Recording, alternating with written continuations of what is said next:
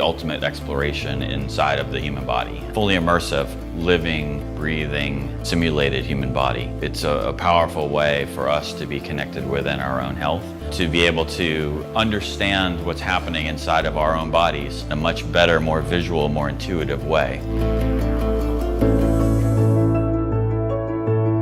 This has pretty much been my life's journey of starting out in college as a pre-med major. Pre-med gone bad is what I call it, and ultimately became an artist along the way. Graduated with my degree in biology, but ultimately always thought, what can we do as artists to be able to help people with their health? So this is in 1994. I'm thinking of a way now to combine my very diversified interests. It may in the future be possible to create a virtual reality where the mind heals the body of any and all disease. We began in the early 2000s by creating medical animation. A lot of this was showed at trade shows. The U platform itself is on many different devices, iPad applications, Android applications. We'd always envisioned virtual reality as something that we'd love to get into. We jumped right in to make our platform compatible and working in virtual reality.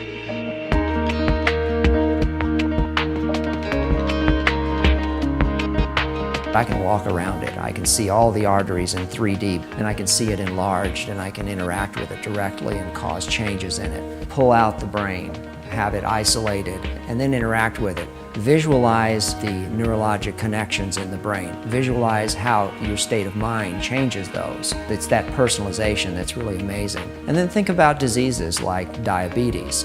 We can isolate a pancreas. We can show you that in the state of diabetes how the hormone regulation is altered, how glucose is elevated in the blood and the impact that that has. This is very hard for patients to understand. The heart, there's so much that can be done in the heart because the heart is a mechanical pump, and we can simulate that pump as it normally works, but then we can show how if a valve becomes stenotic, how it doesn't close completely, and you can watch blood leaking through that valve as it's pumping. If you think of lungs, there are many diseases in the lungs. One of the great health concerns today is smoking, one of the leading causes of lung disease that there is. We can show you, here's what actually happens in your lungs. Let's go inside there. Let's go down the trachea and into the bronchus. Let's go all the way down to the finest little air sacs called the alveoli. To be able to see that in front of you is so different than a doctor trying to explain it to you and then explain why you need to take this medication.